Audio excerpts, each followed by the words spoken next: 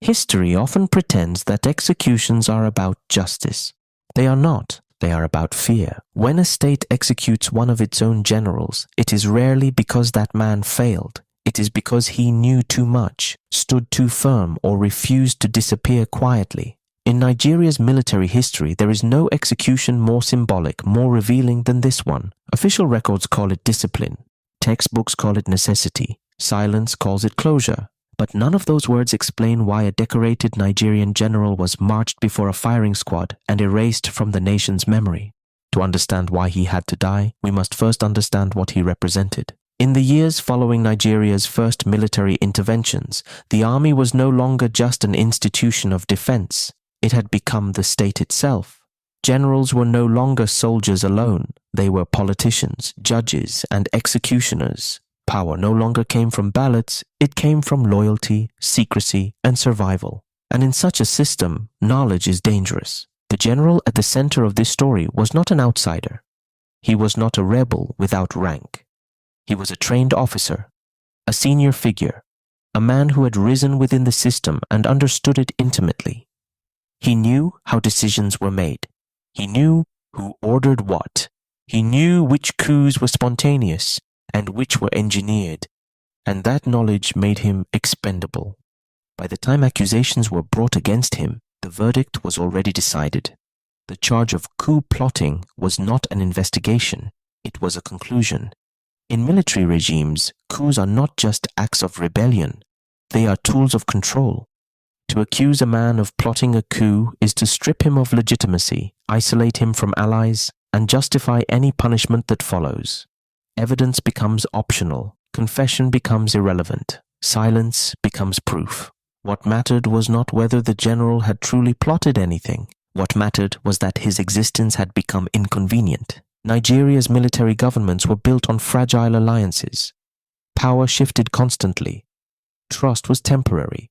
Loyalty was rewarded until it became threatening. The general had survived previous purges.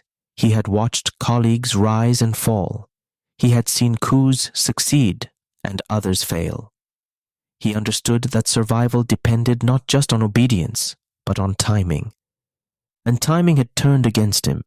As tensions within the military increased, paranoia became policy. Every disagreement was reinterpreted as betrayal. Every independent thinker became a potential conspirator. In such an environment, the question was never who is guilty. The question was who can be sacrificed.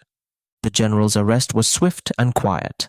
There was no public explanation, no transparent process, no civilian oversight. He was removed from public view, detained under military authority, and placed into a system designed not to discover truth, but to confirm suspicion. Trials under military regimes are performances. Their purpose is not justice, but legitimacy. Charges are framed broadly. Evidence is classified. Witnesses are controlled. Outcomes are predetermined. By the time the general appeared before a tribunal, his fate was sealed. The charge, involvement in a coup plot. The implication, treason. The sentence, death. What followed was not debate, but erasure. His name disappeared from official narratives. His role was minimized. His story was reduced to a footnote, stripped of complexity and context. And like many executed figures in Nigeria's military history, he became a warning rather than a lesson, a warning to others within the system. This is what happens when you stand out. This is what happens when you know too much. This is what happens when power decides you are no longer useful. But executions do not end stories. They only silence voices, and silence invites questions. Why was this general truly executed? What did he know? Who benefited from his death? And why does Nigerian history avoid his story? To answer these questions, we must move beyond the official version and examine the machinery of military power itself, how it manufactures enemies, how it protects itself, and how it decides who must be removed. Because this execution was not an isolated act, it was part of a pattern. And that pattern explains more about Nigeria's military past than any official statement ever could. By the time Nigeria entered its long era of military rule, coups were no longer extraordinary events. They had become a language, a way power communicated with itself. Within the armed forces, the fear of coup did not merely shape behavior. It governed it. Every officer knew the rule, even if it was never written down. Survive the politics or become a casualty of them. After the first successful military takeovers, the Nigerian military stopped seeing coups as aberrations. They became precedents. Each successful intervention normalized the next. Each failure sharpened paranoia. What began as corrective ambition hardened into permanent insecurity. Military governments do not trust institutions. They trust people. And even then, only temporarily. Loyalty was constantly reassessed. Alliances shifted quietly. Officers watched one another with caution, aware that promotion today could mean suspicion tomorrow. In this environment, ambition was dangerous, independence was risky, and silence was often mistaken for plotting. The accusation of a coup plot became the most powerful weapon in this system. It required no public proof. It demanded no civilian oversight. It justified any outcome. Once an officer was labeled a plotter, the process was already complete. Investigation existed only to validate the accusation, not to test it. Guilt was assumed. Defense was symbolic. The general at the center of this story understood this reality better than most. He had witnessed previous purges. He had seen respected officers disappear overnight, their careers erased by vague allegations whispered in closed rooms. He knew that the true danger was not rebellion, but relevance. Military regimes are most threatened not by incompetence, but by alternatives. Officers who are intelligent, experienced, and respected become dangerous simply by existing. Their presence reminds others that power is replaceable. In such systems, knowing too much becomes indistinguishable from planning too much. Information is currency in military governments. Officers who understand the inner workings of coups, the alliances, the betrayals, the foreign connections, the internal disagreements, carry knowledge that cannot be controlled once spoken. Silencing that knowledge becomes a priority. Coup culture thrives on secrecy. Decisions are rarely documented. Orders are often verbal. Responsibility is diffused deliberately so that accountability becomes impossible. This protects those at the top and traps those below. When tensions rise, the system searches for a release. Someone must be blamed. Someone must be punished. Someone must be sacrificed to restore fear. The general's position made him ideal. He was senior enough to be credible as a threat, respected enough to be influential, and visible enough to make his punishment instructive. The charge of coup plotting was not just an accusation. It was a message to the rest of the military. Obedience is survival, and curiosity is fatal. The arrest did not trigger outrage within the ranks. It triggered caution. Officers withdrew. Conversations stopped. Files were burned. Memories were edited. This is how coup culture sustains itself, not through constant violence, but through anticipation of it. Fear does the work long before bullets are fired. Within this culture, truth becomes flexible. Rumors become evidence. Silence becomes admission. And survival becomes the ultimate measure of loyalty.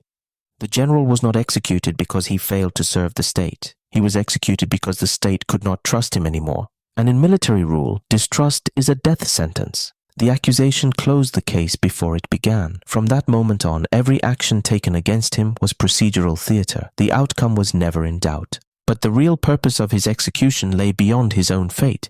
It was about reinforcing a system built on fear rather than law. The Nigerian military, once imagined as a neutral national institution, had become a political organism fighting for self-preservation. In that struggle, officers were no longer comrades, they were competitors. And competitors are expendable. Coup culture did not just remove one man, it reshaped behavior across the entire force. Officers learned what to say, what not to say, and when to disappear. The silence that followed his execution was not approval, it was survival. And in that silence, the machinery of military power continued to operate, unchallenged, unexamined, and increasingly confident that it could erase anyone who threatened its balance. The general's death was not the end of suspicion, it was its confirmation. Trials are meant to discover truth, but under military rule, trials exist to confirm decisions already made. By the time the general was brought before a military tribunal, the most important question had already been answered. Not what happened, but what must be done. The tribunal was presented as evidence of fairness. Uniformed officers sat as judges. Charges were read aloud. Witnesses were named. Documents were referenced. To the outside world, it looked like due process. It was not. Military tribunals operate within a closed universe. They answer to no civilian court, no independent oversight, no public accountability. Their authority comes from the same power that demands the verdict. In such a system, justice is not blind, it is obedient. The charge against the general was involvement in a coup plot. No specific date was emphasized. No clear operational details were publicly disclosed. The accusation itself was enough. Coup allegations are uniquely powerful because they are almost impossible to disprove. Planning does not require action. Intention does not require evidence. Suspicion alone becomes proof. The prosecution did not need to demonstrate that a coup was imminent. It did not need to show weapons stockpiled or units mobilized. All it needed to establish was the possibility of dissent. That possibility was enough to justify death. The general's defense was symbolic. He was allowed to speak, but not to challenge the structure judging him. He could deny the accusation, but denial carried no weight in a system where guilt had already been assigned. Witnesses testified in broad language. Statements were vague. Timelines were unclear. Everything that mattered remained classified. What mattered most was obedience to authority. The tribunal was not designed to test facts. It was designed to produce closure. Behind closed doors, the political context shaped every decision. The military government was under pressure. Rumors of instability persisted. Fear of further coups dominated leadership thinking. Someone had to be punished to restore control. The general's trial served that purpose. His rank made the sentence credible. His execution made the warning unmistakable. Conviction was inevitable. When the verdict was delivered, it was framed as discipline, as necessity, as protection of national security. The language was cold, formal, and absolute. There was no appeal. Military tribunals do not correct themselves. To admit error would be to undermine the authority that sustains them. The sentence, death by firing squad, was carried out swiftly. Executions under military rule are designed to be final, not reflective. There is no moment for national mourning, no public reckoning, no space for doubt. The body is buried, the file is closed, the story is simplified. History is rewritten in the passive voice. He was executed, not why he was executed, not who benefited, not what was silenced. The general's death sent shockwaves through the military, even if few dared to speak about it. Officers understood the message clearly. Rank offered no protection, experience offered no immunity, and silence was safer than service. The tribunal had achieved its true objective. Fear was restored. What the trial failed to do, intentionally, was address the underlying instability it claimed to protect against. The execution removed one man, but it did not remove paranoia. It did not remove rivalry. It did not remove ambition. It only deepened them, because when justice becomes performance, trust disappears entirely. Officers stop believing in rules. They stop believing in institutions. They believe only in power. And power, once feared more than law, becomes the only currency that matters. The general's execution was meant to close a chapter. Instead, it revealed something far more dangerous, a state willing to sacrifice its own to maintain control. And that willingness would shape Nigeria's military culture for decades to come. Executions under military rule are never meant to be remembered. They are meant to end conversation. There were no cameras, no public announcement timed for the nation to absorb, no space for questions. The general was taken from detention before dawn. The timing was deliberate. Executions are carried out when the country is quiet, when attention is low and resistance is impossible. Silence is not accidental. It is part of the design. He was not afforded ceremony. There were no last speeches recorded for history, no formal acknowledgement of service rendered. Years of loyalty, training, and command were reduced to a single accusation and a single outcome.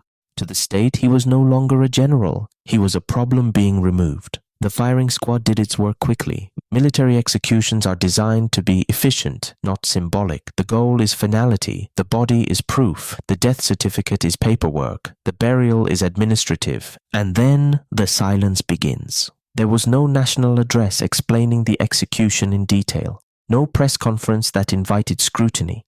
The government released a brief statement, formal, detached, and absolute. It framed the execution as necessary for national security and stability. No evidence was presented, no questions were answered. The public was expected to accept the outcome and move on.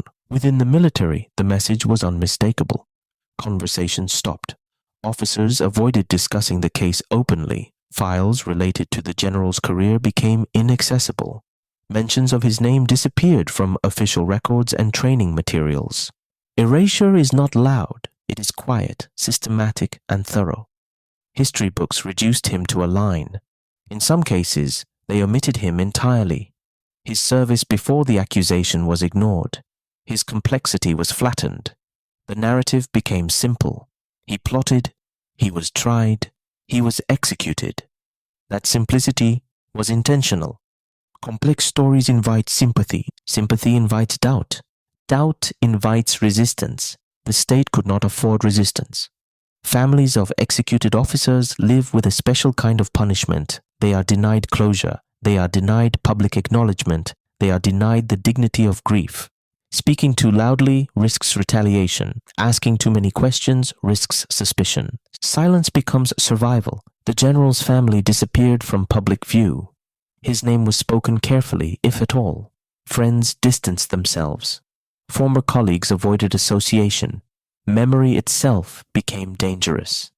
This is how authoritarian systems enforce obedience, not just through violence, but through isolation. The execution achieved its immediate objective. The military hierarchy stabilized. Rumors subsided. Fear was restored.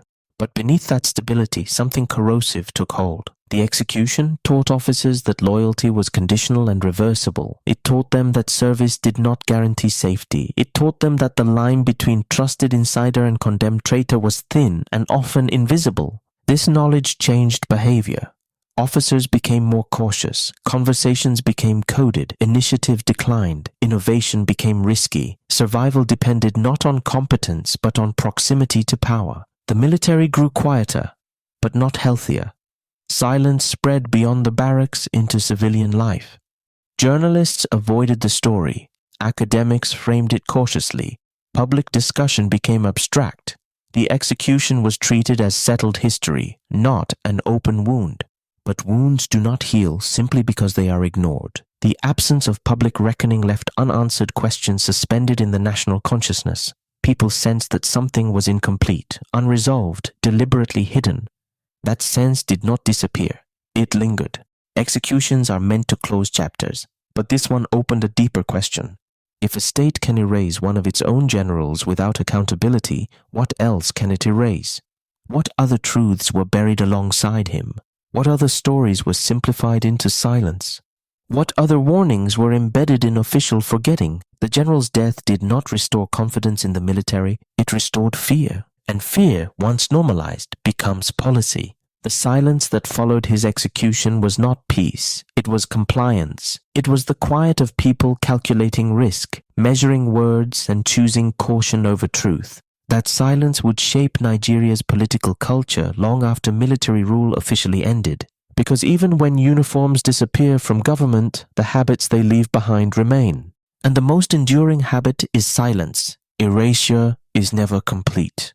A state can remove a man from office. It can delete his name from records. It can compress his life into a single accusation, but it cannot fully erase the questions his death leaves behind. The execution of a Nigerian general for an alleged coup was not an isolated act of discipline. It was a revelation. It exposed how power functioned when unchecked, how fear replaced law, and how silence became the currency of survival. In executing him, the military did not simply eliminate a perceived threat. It established a rule that would govern behavior long after the gunshots faded. Power would protect itself at any cost. That rule reshaped Nigeria. Military governments came and went, but the logic remained. Authority became centralized. Dissent became suspicious. Transparency became dangerous. Institutions weakened because no one trusted them to endure beyond the next purge. The execution taught a generation of officers and politicians that history could be rewritten and that loyalty was never permanent. It taught civilians that asking too many questions could be risky. And it taught the nation that justice, once subordinated to power, becomes unpredictable. This lesson did not end with military rule. When Nigeria returned to civilian governance, the habits formed under decades of authoritarian control did not disappear. They adapted. Silence became strategic. Accountability became selective. Memory became contested. The general story remained unresolved, not because evidence was lacking, but because revisiting it threatened the logic that justified many other decisions. To question one execution was to question an entire era.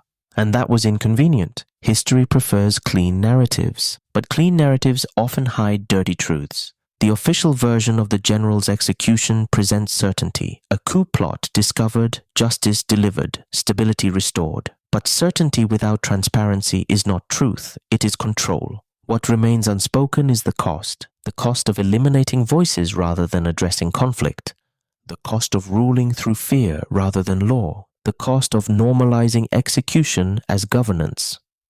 These costs are not abstract. They shape behavior. They shape expectations. They shape how citizens relate to authority.